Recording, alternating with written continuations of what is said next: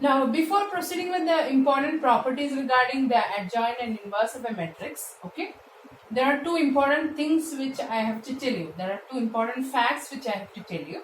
Okay, the first one which I have to tell you is in working on the adjoint of a 2 by 2 matrix.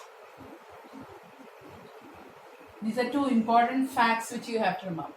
There's an easier method, or there's a shortcut method how to work on the adjoint of a 2 by 2 matrix, and this is applicable only for a 2 by 2 matrix, not for a 3 by 3 matrix. Okay, so let me take an example. For example, suppose A is equal to matrix you are given 2 3 minus 5 4. What is this determinant value? Determinant value is 8, downward arrow, then minus upward arrow, minus or minus 15. So it is equal to 23. So not equal to 0, therefore A inverse exists. But we are proceeding with what? Finding the adjoint. Okay. So how to find the adjoint? That is what we have to know. So for that, let me write the cofactor matrix for this.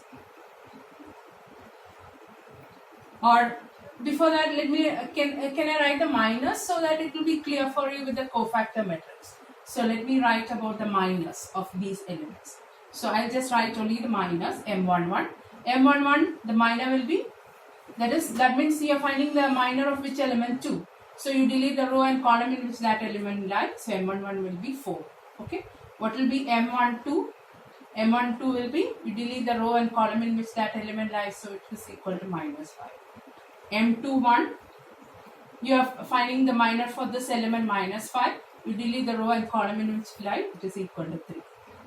And similarly, M22 also you work out. What is M22? Then it is equal to 2. Now, write the corresponding cofactors. So that I will write down the cofactor matrix. So that will be clear for you. So I am writing the cofactor matrix. So when you are going with the cofactor for the first element, it is minus 1 the whole raised to 1 plus 1 into M11. So it is a positive value into 4. Okay, positive value into 4. So it will be written as 4x. When you take M12, you are finding out C12 means it is negative value into this M12. So minus or minus 5, it will become 5. What about this element? It is again minus 1 the whole raised to 2 plus 1 into M21 for the C21 we are calculating. Minus 1 the whole raised to 2 plus 1 is a negative value into 3, so it will become minus 3. And for this it is minus 1 the whole raised to 2 plus 2 into M22, so that minus 1 the whole raised to 2 plus 2 is a positive value into 2, so it will become this. Now what you have to do for finding the adjoint? Take the transpose of this. What is the transpose of this matrix? Transpose of this matrix is 4, 5, then minus 3, 2. This is what you got it as an adjoint. So I told that I am going to tell you a shortcut method regarding how to find the adjoint of a 2 by 2 matrix. So for that, don't look into this procedures which I have done here. Just go with the matrix A given. Okay. So in the matrix A, what you do is to get the adjoint. So this is applicable only for a 2 by 2 matrix I have to, not for a 3 by 3. This is a shortcut method. So what you have to do is you interchange the diagonal elements. Interchange the position of the diagonal elements. Which are the diagonal elements here? 2 and 4. So interchange their positions. So that means 4 will come here, 2 will go here. Now what you have to do is change, next you have to change the sign of the non-diagonal elements. Changing the sign of the non-diagonal elements. Don't change their position.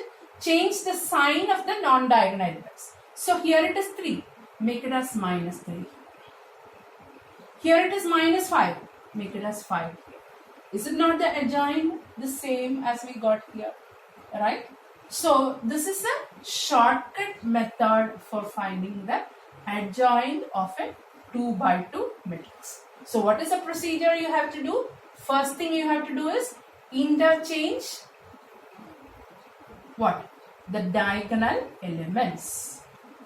Interchange the diagonal elements.